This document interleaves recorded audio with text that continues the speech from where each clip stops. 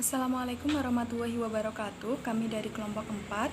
Di sini kami akan mempresentasikan materi dari mata kuliah Sistem Pengendalian Manajemen pada bab 7 yaitu Pusat Pertanggungjawaban Keuangan. Perkenalkan, nama saya Umi Muflikatul Azizah dengan NIM 18101021110. Kemudian Vita Ayu Lestari dengan NIM 18101021002. Kemudian ada Hinisa Fitri dengan NIM 18101021096. Kemudian ada Fajar Riyadatul Hikmah dengan NIM 18101021067. Kemudian ada Ilham Setiawan dengan NIM 18101021139. Materi selanjutnya akan dijelaskan oleh teman saya. Beberapa alasan menjelaskan tentang ubikuitas sistem pengendalian hasil dalam organisasi, yaitu ada 3.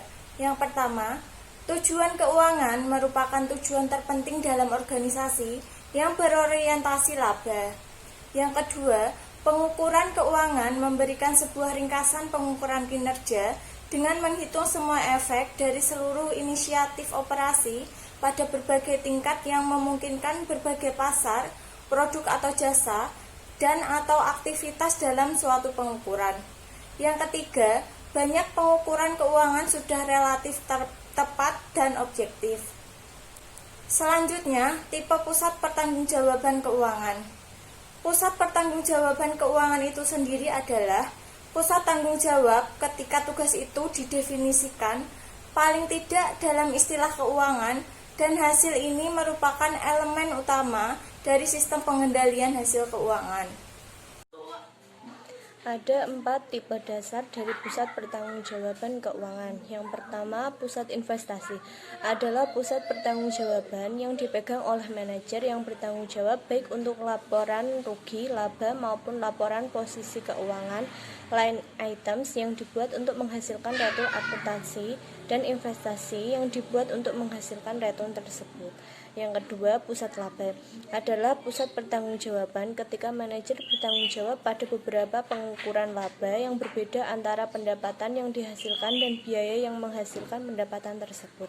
Yang ketiga, pusat pendapatan adalah pusat pertanggungjawaban ketika manajer bertanggung jawab untuk menghasilkan pendapatan sebagai pengukuran keuangan dari output.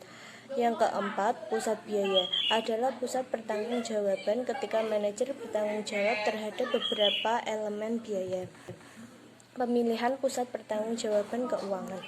4 tipe pusat pertanggungjawaban keuangan dapat dikonsentrasikan dalam sebuah hierarki yang mencerminkan luasnya pertanggungjawaban keuangan atau jumlah bagian laporan keuangan yang dipegang secara bertanggung jawab oleh manajer. Contoh, manajer pusat pendapatan dan biaya bertanggung jawab tidak hanya pada satu melainkan beberapa bagian dalam laporan laba rugi. Selanjutnya adalah masalah harga transfer.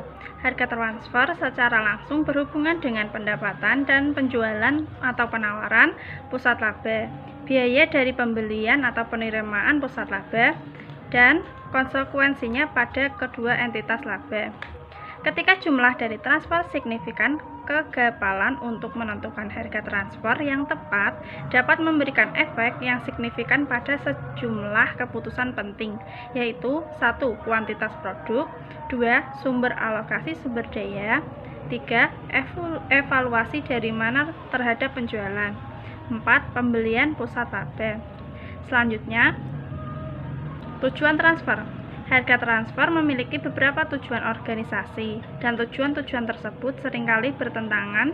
Tujuan transfer tersebut yaitu untuk menyediakan sinyal ekonomi yang tepat sehingga mampu mengaruhi manajer untuk membuat keputusan yang baik. Selanjutnya, harga transfer dan urutan pengukuran laba seharusnya memberikan informasi yang bermanfaat untuk mengevaluasi kinerja baik untuk pusat laba maupun manajer mereka. Yang terakhir, harga transfer dapat ditentukan secara sengaja dengan memindahkan laba antara lokasi perusahaan. Alternatif harga transfer. Banyak perusahaan menggunakan beberapa dari 4 tipe utama harga transfer, yaitu yang pertama ada harga transfer dapat didasarkan pada harga pasar, yang kedua ada harga transfer dapat didasarkan pada biaya marginal yang diperkirakan sebagai biaya variabel atau biaya langsung dari produksi.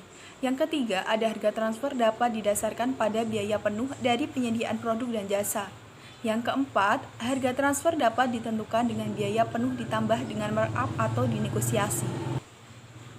Studi kasus pada bab ini yaitu pada Zumwalt AG. Zumwalt AG yang berkantor pusat di Cologne, Jerman, direktur perusahaan Mr. Lofvettinger adalah perusahaan yang memproduksi dan menjual berbagai sistem pencitraan diagnostik medis, alat uji biomedis, dan instrumentasi.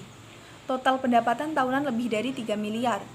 Masing-masing manajer divisi memiliki banyak otonomi dalam pengambilan keputusan dan mereka diberi kompensasi berdasarkan prestasi masing-masing divisi dari target yang dianggarkan untuk pengembalian modal yang diinvestasikan atau ROIC.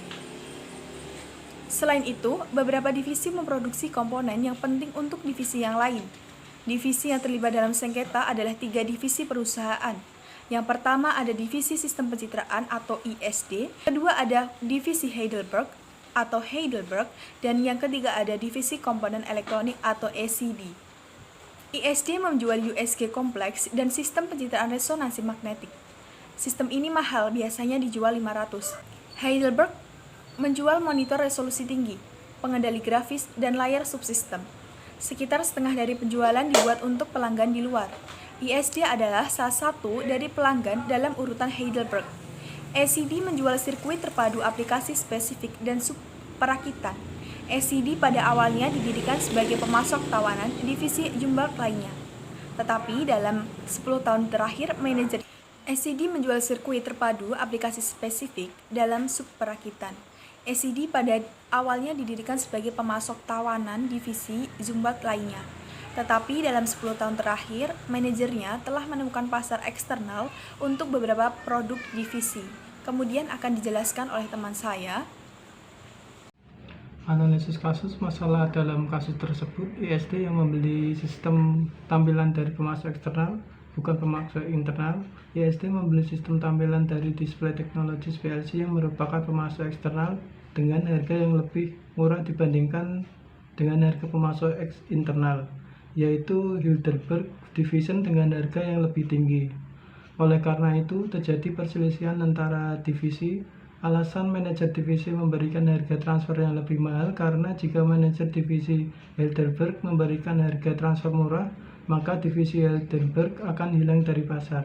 Masalah tersebut muncul disebabkan oleh kurangnya kerjasama antara divisi untuk membuat keputusan yang menguntungkan Zumwalt. Jadi, setiap divisi harus mementingkan keuntungan keseluruhan yang diperoleh perusahaan Zumwalt AG tanpa mementingkan keuntungan antar divisi. Penyelesaian masalah untuk Zumwalt, keputusan yang harus dipentingkan adalah meminimalkan biaya keseluruhan dan memaksimalkan keuntungan. Sebaiknya divisi ISD memasok barang atau membeli sistem tampilan dari pemasok internal, yaitu dari divisi Heidelberg. Keuntungan akan diperoleh untuk perusahaan Zumwalt secara keseluruhan. Perusahaan akan lebih untung memasok barang dari divisi Heidelberg karena dengan membeli sistem tampilan dari Heidelberg, divisi akan memberikan kontribusi yang baik untuk divisi Heidelberg juga untuk divisi ECD. Biaya variabel untuk Heidelberg, biaya tetap tidak relevan jika digunakan untuk keputusan tingkat perusahaan. Zumwalt juga perlu mempertimbangkan hubungan baik dengan Borgadus NV yang merupakan pemasok terbesar sebelum menerima tawaran lain. Sekian dan terima kasih presentasi dari kelompok 4. Apabila ada salah kata, kami mohon yang sebesar-besarnya. Wassalamualaikum warahmatullahi wabarakatuh.